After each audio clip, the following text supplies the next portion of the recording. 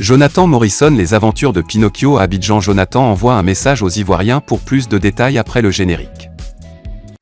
Avant de commencer, n'oubliez pas de vous abonner et d'activer la cloche de notification car cela va vous permettre de ne plus manquer à nos prochaines vidéos. C'est parti!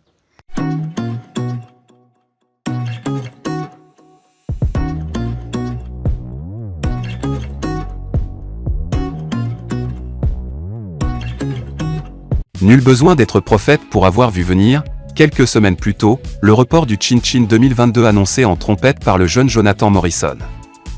L'événement prévu initialement le 13 juin dernier dans la vaste commune populaire de Yopougon, au sud-ouest d'Abidjan, était censé être un événement jusque-là jamais vu dans l'histoire du football de salle, Maracana, en Côte d'Ivoire. Cela, dans un stade flambant neuf de 3000 places seulement, voilà l'homme propose et Dieu dispose. Mais aussi, c'est au pied du mur que l'on juge le maçon. On n'accablera pas davantage le dynamique Jonathan Morrison, puisqu'il n'est pas exclu qu'un événement soit reprogrammé en raison de certaines contraintes ou autres imprévus. La nouvelle date tenue et annoncée par lui-même au cours d'une conférence de presse le lundi 13 juin, date à laquelle le tournoi devait normalement démarrer, est donc fixée au 13 août 2022 cependant, une question demeure. Comment le jeune ex-footballeur compte-t-il s'y prendre pour organiser un événement aussi grandiose sur le papier? Selon ce qui ressort de ses explications quant à la cagnotte des 80 millions francs CFA, à repartir entre les vainqueurs de ce tournoi, ce montant devrait être généré par les ventes de tickets lors des 52 matchs de la compétition, ainsi que celle des maillots et autres accessoires. Un calcul vite fait sur le papier confirme cette hypothèse cependant, y a-t-il quelqu'un pour expliquer au dévoué Jonathan qu'entre la théorie et la pratique, il y a un énorme fossé? Le business d'affaires est complètement différent des réalités du terrain. Surtout à Abidjan ici. S'est-il un peu renseigné auprès des organisateurs de spectacles, les structures d'événementiel et autres promoteurs? Ils en savent quelque chose. Le public peut certes répondre présent à un événement. Mais aucune recette à l'arrivée. C'est aussi l'une des raisons qui explique que l'on a mis en place un système de marquage des tickets de spectacle au Palais de la Culture de Treichville. Malgré cela, il y a parfois des fraudes.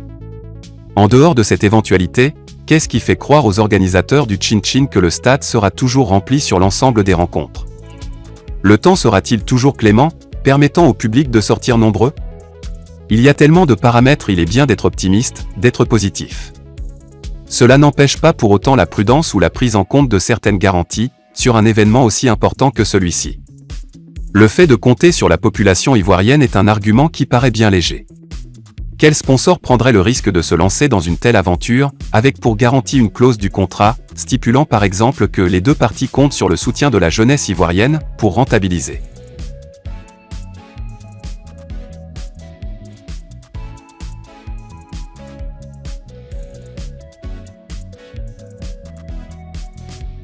Yodé et Siro de retour au pays après une rencontre avec le président Gbagbo en Belgique pour leur second séjour en Europe en cette année 2022, Yodé et Siro n'ont encore pas chômé là-bas. Après le festival pour lequel ils ont été invités en Suisse, les deux icônes de la musique zouglou ont rendu une visite inopinée à l'ex-président ivoirien Laurent Gbagbo qui séjournait en Belgique, avant de rentrer à Abidjan ce lundi 13 juin 2022. Le duo fort du zouglou, Yodé et Siro étaient récemment les invités du jeune showmaker ivoirien, Doudou Sticker de Genève en Suisse, dans le cadre de l'édition 2022 du Festival de musique d'ici et d'ailleurs, prévu les 4 et 5 juin dernier au Palladium. Après un spectacle livré avec d'autres artistes tels que Roga Roga et Extra Musica, Singila, Ténor, Digi Léo, Samy Succès, Boclet, Fadal D et bien d'autres, Yodé et Siro qui donnaient un autre spectacle à Liège en Belgique, ont profité pour rendre une visite à leur père, le président Laurent Gbagbo, la veille de ce spectacle en Belgique. Ce fut de beaux moments de retrouvailles après celui d'Abidjan, entre le président Laurent Gbagbo et ses artistes qu'il adore, loin d'Abidjan. Suite à ces moments de bonheur partagés avec le président du PPACI, ils ont livré un beau concert à Liège, avant de rentrer sur Abidjan, dans la soirée du lundi 13 juin 2022.